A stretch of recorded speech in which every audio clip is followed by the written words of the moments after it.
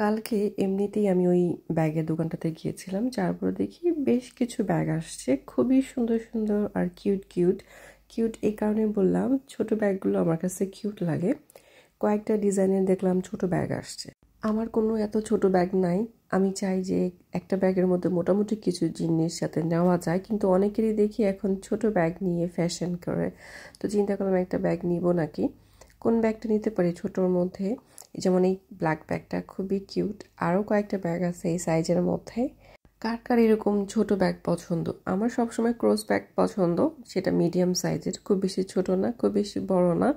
কিন্তু দেখলাম আজকে কয়েক ধরনের ছোট ছোট ব্যাগ আসছে, আর কিছু আছে এরকম মিডিয়াম সাইজে। যেমন এই ব্যাগটা আমার কাছে ভালো লাগছে, এটার মধ্যে অনেক কিছুই নেওয়া যাবে, এভরিডে যে প্রয়োজনীয় জিনিসগুলো আমরা রাখতে পারি। যেমন এই ছোট্ট ব্যাগটা আমার পছন্দ হয়েছে।